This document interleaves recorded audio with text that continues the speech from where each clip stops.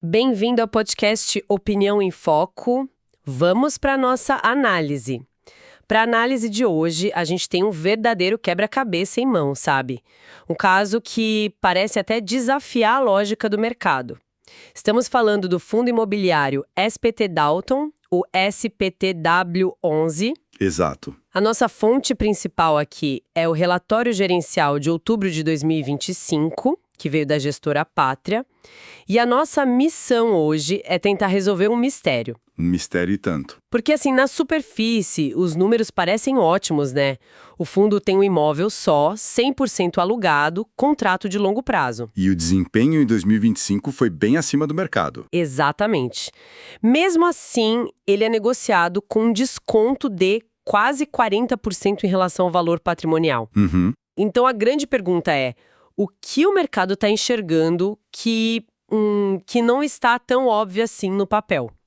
Vamos usar esse relatório como nosso mapa para investigar. Olha, esse é um ponto de partida excelente, porque resume perfeitamente a tensão em volta desse fundo. Não é um caso de números ruins, sabe? Não mesmo. É sobre como o mercado lê o risco por trás de números que parecem bons. E, aproveitando, se você quer que mais gente entenda essas análises, compartilhe nosso podcast com um amigo. Boa. A análise de um fundo tão concentrado, quase um lobo solitário, força a gente a ir além das planilhas, a pensar em estratégia, em localização e no peso de depender de uma fonte de renda só. Certo, vamos desvendar isso então. Antes de olhar para o fundo em si, o relatório dá um panorama do ambiente em outubro de 2025. E para você não perder nenhum panorama, já segue o podcast Opinião em Foco, tá? Isso aí. Bom, o mercado de FIIs parecia andar meio de lado, com o IFIX subindo um mero 0,1%. Isso por si só já poderia justificar o pessimismo com o SPT11. Seria só um caso de a maré tá baixa para todo mundo. Seria a explicação mais fácil, né? Mas não é a completa. O cenário macro que o relatório descreve é, sem dúvida, um pano de fundo bem desafiador. Não tem mágica. Com uma Selic de 15% ao ano, o investidor olha para o lado e pensa: para que eu vou correr o risco de um imóvel, com inquilino, vacância e tudo mais, se o governo me paga essa fortuna para eu não fazer nada? É a competição da renda fixa, claro. Exato. Isso joga uma pressão enorme nas cotações. Mas o que é fascinante, e o próprio relatório destaca, é a resiliência do setor. Apesar dessa Selic nas alturas, o IFIX acumulava uma alta de 15,3% no ano. Bem acima do CDI. Muito acima do CDI, que estava em 11,7%. Ou seja, o mercado de FIIs como um todo estava, na verdade, se saindo muito bem. Então a resposta para o nosso mistério não está no cenário geral. Pelo contrário, o mercado estava até otimista. Ah, e se você também está otimista com essa análise, já deixa a sua curtida. Isso ajuda muito a gente. O relatório aponta dois fatores para esse otimismo, né? Primeiro, um alívio regulatório, com a não aprovação de uma MP que poderia taxar os FIIs. Menos incerteza é sempre bom. Sempre. Mas o segundo ponto é o cenário externo, o corte de juros pelo Fed lá nos Estados Unidos. Isso sempre me pareceu meio teórico, sabe? Como que uma decisão em Washington ajuda na prática um fundo que é dono de um prédio no centro de São Paulo? É uma ótima pergunta porque a conexão não é óbvia. E para continuar conectado com a gente, não esquece de seguir o podcast Opinião em Foco. Com certeza. Mas respondendo, não é que um gestor de fundos em Nova York acorda e decide comprar cotas do SPTW11. O efeito é mais indireto, como uma grande onda. Entendi. Quando os juros nos Estados Unidos caem, o capital global, que é gigantesco, começa a procurar retornos maiores. E o Brasil, como emergente que paga juros altos, vira um destino super atraente. O dinheiro vem para cá. Exato. Esse fluxo de dinheiro não vai só para título do governo. Ele busca outros ativos, como ações e, claro, fundos imobiliários. É uma maré montante de capital que levanta todos os barcos, entende? Aumenta a demanda, aumenta os preços. Então o Fed criou um vento a favor para o setor, o que torna o desconto do SPTW11 ainda mais intrigante. Perfeito. Então o cenário geral era de juros altos, mas com um otimismo impulsionado por fatores internos e externos. O que nos traz de volta ao nosso caso. Deixe um comentário aqui embaixo dizendo o que você está achando do cenário de 2025. Queremos saber. Agora vamos focar no SPTW11. Como o relatório descreve, a estratégia de uma simplicidade brutal. O fundo tem 100% de um único imóvel, o edifício Badaró, no centro de São Paulo. É o famoso todos os ovos numa cesta só. Exatamente. Essa estratégia me dá calafrios. Esse edifício Badaró tem que ser o Taj Mahal dos escritórios para justificar uma aposta tão concentrada, não? O que o relatório fala sobre ele? O relatório não descreve como um palácio, não. Ele foca no que, para um investidor de renda, é o mais importante. Está gerando caixa, de forma consistente. Ok. O dado mais forte é a ocupação de 100%. Não tem 1 metro quadrado vago. E essa ocupação é garantida por um único inquilino, a empresa Atento, com um contrato de locação de longo prazo. Um inquilino só? Um só. O relatório informa que a duração média ponderada desse contrato, o que o mercado chama de WALI, é de 6,9 anos. Quase 7 anos. Na prática, isso significa que a torneira do aluguel está garantida para continuar pingando mês a mês até quase 2030. Para quem busca previsibilidade de renda, isso é música. E falando em música, se essa análise está soando bem para você, deixa sua curtida. Previsibilidade é uma palavra. Dependência é outra. Não seria mais honesto dizer que o fundo tem uma dependência absoluta de um cliente só?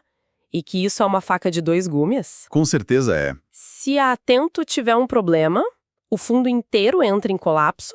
O relatório menciona que o contrato é do tipo típico. O que isso quer dizer em termos de proteção para o fundo caso o pior aconteça? Essa é a pergunta de $1 milhão. É exatamente aí que mora o risco. Um contrato típico, diferente de um atípico, segue mais de perto a lei do inquilinato padrão. E o que isso significa na prática? Significa que, embora o contrato seja longo, a multa por uma rescisão antecipada geralmente é menor. Num contrato atípico, a multa poderia ser o valor de todos os aluguéis restantes, o que na prática inviabiliza a saída. Ah, entendi. Num contrato típico, a multa é mais branda. Portanto, a segurança do fundo não está numa multa impagável, mas sim na saúde financeira e na necessidade da Atento de continuar naquele imóvel. A dependência total. E o mercado sabe disso. Entendi. Então a segurança do contrato é mais frágil do que o prazo de quase 7 anos pode sugerir? A aposta não é no contrato, é na empresa Atento. Exatamente. Ok, então temos essa imagem de risco extremo, concentrado, mas por outro lado um fluxo de caixa que, por enquanto, é muito previsível. Como isso tudo se traduz nos resultados para o investidor? Porque aqui a história fica confusa. Fica mesmo. Segundo o relatório, a cota do fundo valorizou 24,6% em 2025. Isso supera os 15,3% do IFIX. Claramente, quem esteve no fundo esse ano está muito feliz. Exatamente. E o motivo dessa felicidade está nos rendimentos.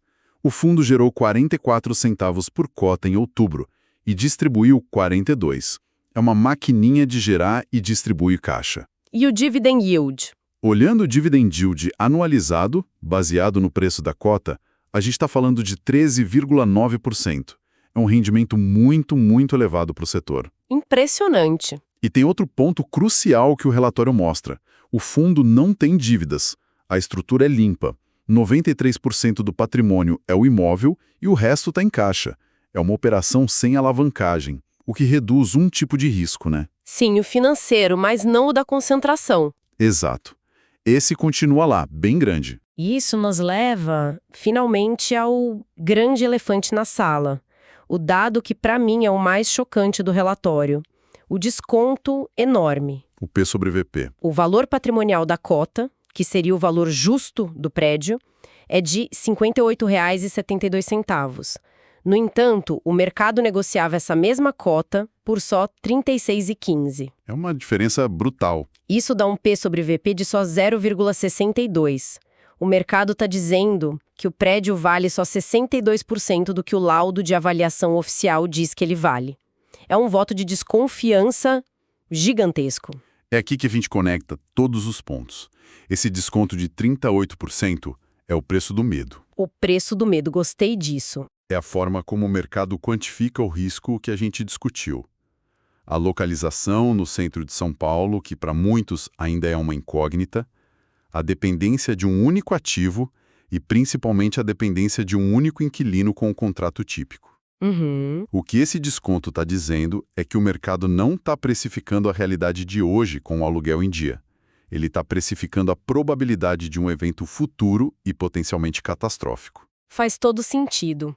E o relatório ainda adiciona mais um ingrediente a essa receita de desconto, a baixa liquidez. Sim, outro ponto importante. O volume médio negociado por dia é de uns R$ 53 mil. Isso é muito pouco. Para um investidor maior, tentar comprar ou vender sem distorcer o preço da cota é impossível. Imagino que isso cria um ciclo vicioso, né? Exatamente. A baixa liquidez funciona como um amplificador do desconto. É um risco a mais. Se você precisar do dinheiro de volta rápido, talvez tenha que vender com um deságio ainda maior. O relatório até mostra uma leve queda no número de cotistas no último ano. O que reflete essa percepção toda. Sem dúvida. Ok, acho que o quebra-cabeça está montado. Para resumir, o SPTW11 é um grande paradoxo. É uma máquina de gerar caixa, sem dívidas, com um desempenho espetacular em 2025 e que paga dividendos altíssimos. Por um lado, sim. Mas, ao mesmo tempo, o mercado o trata como um ativo de risco altíssimo, quase tóxico, porque todos os ovos estão nessa única cesta no centro de São Paulo, com um único inquilino. E o desconto é o preço desse medo. Exato. O desconto de quase 40% é o mercado cobrando por esse medo todo concentrado. A análise é perfeita. Você capturou a essência do dilema. É um estudo de caso sobre como a percepção de risco pode se sobrepor completamente às métricas de desempenho atuais. E isso nos leva a uma reflexão final, né? Sim, uma pergunta que vai além dos números do relatório.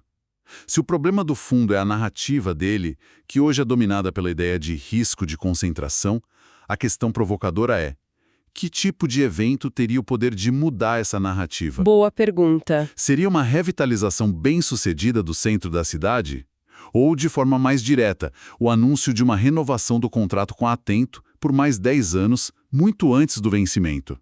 Ou, quem sabe, a venda de uma parte do prédio para comprar outro ativo? O que seria necessário para o mercado parar de olhar para o risco e começar a olhar para o resultado? Fica aí a reflexão. Deixem nos comentários qual fundo imobiliário vocês gostariam que a gente analisasse no futuro. Muito obrigada pela sua companhia e até a próxima.